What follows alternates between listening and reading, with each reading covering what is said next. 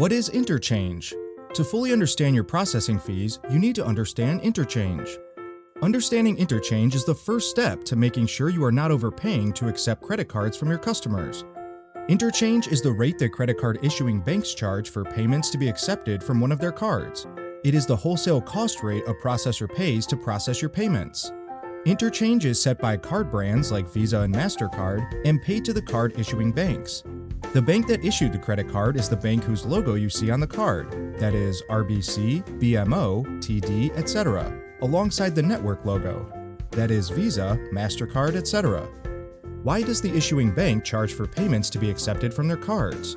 Because they're essentially providing interest-free loans to consumers if the card is paid on time. But lending money isn't free, so someone has to pay for it, and unfortunately, business owners pay the bill in the form of interchange fees.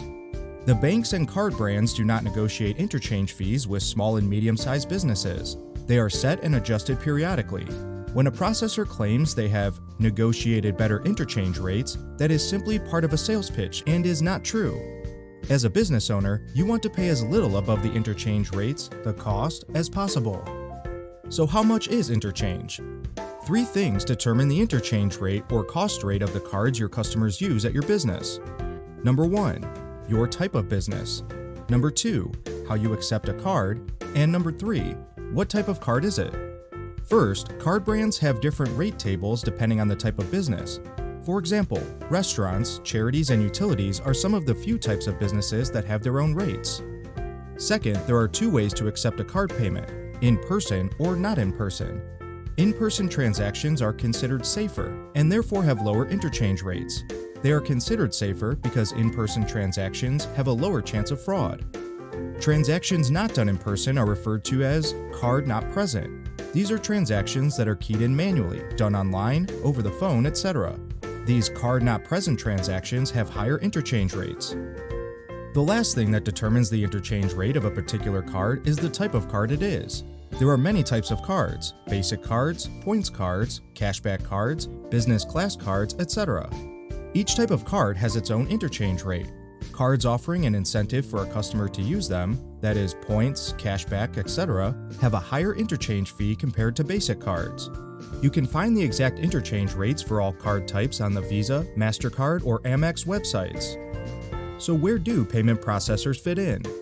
Payment processors are technology and customer service businesses. They partner with banks, card networks, and other financial services and hardware and software providers to enable businesses the ability to accept card payments.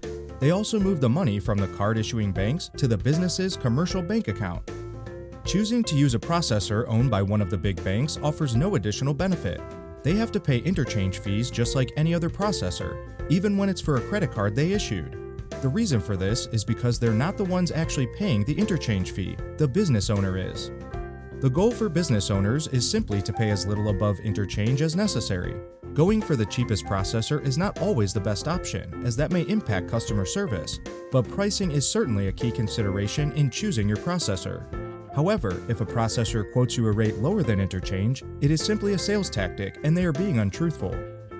Discount Payments uses a pricing model known as interchange plus pricing, or cost plus pricing. This is almost always the best pricing model for small and medium-sized businesses. Learn more about it in our next video.